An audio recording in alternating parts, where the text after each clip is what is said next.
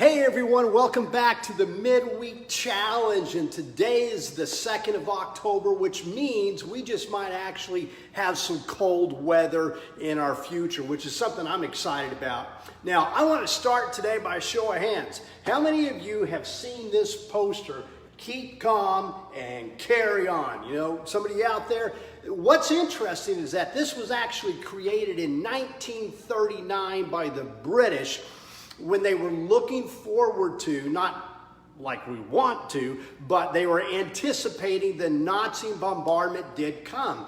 And it was a slogan to say, hey, it's bad, but keep your head, hang in there. Now, today we're not facing any kind of invasion by a super foreign power, but if you spend any time in the media, you know, CNN, MSNBC, Fox News, or whatever, they will tell you you have all kinds of reasons to be worried. Now, I want to encourage you today, and maybe we need something like this: be calm. Now, the British weren't the first to come up with that slogan. Actually, for me, historically, I'm thinking back to the Apostle Paul. In about 65 AD, Paul wrote what we know now today as 2 Timothy, and he was writing to the young evangelist, and this is probably the last letter that Paul ever wrote, and he wrote to encourage the young evangelist Timothy.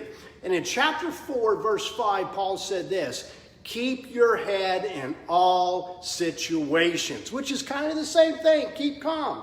And he was writing that to Timothy because Timothy was facing all kinds of pressures of the day, and Paul wanted to encourage him and help him look forward to the big picture and keep his head in all situations. Now, what does keeping calm look like?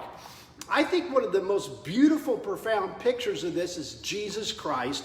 In particular, I'm thinking of John chapter 19, when Jesus is before the governor Pilate, and Pilate says, "Don't you realize I have power to either execute you or let you go?" And Jesus very calmly said, "You would have no power over me if it was not given to you from above." And from there on, Pilate was just speechless. I mean, that is profound calmness in Jesus Christ in the face of death. How did he do that? Well, I think it's because obviously Jesus knew who he was. He is the divine Son of God.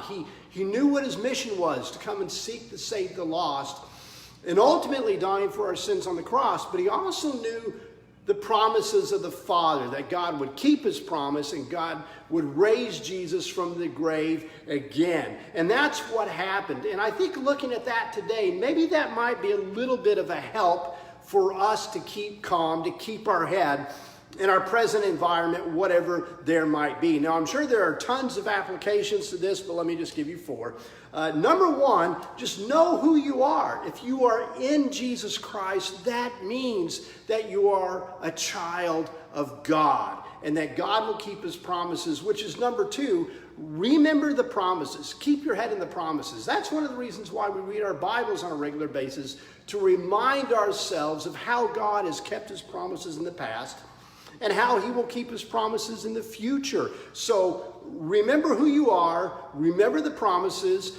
Number 3, get your head out of the media. One of the things I did for our church here at Cypress Crossings, that I gave everybody a challenge to just take a fast on all of the political media that's going on for 7 days, at least 7 days. No MSNBC or CNN or Fox or whatever, because that will just grab you and suck you under and just overcome you with the negativity. So just take a fast from that. But here's the big one, number 4, just do the next thing.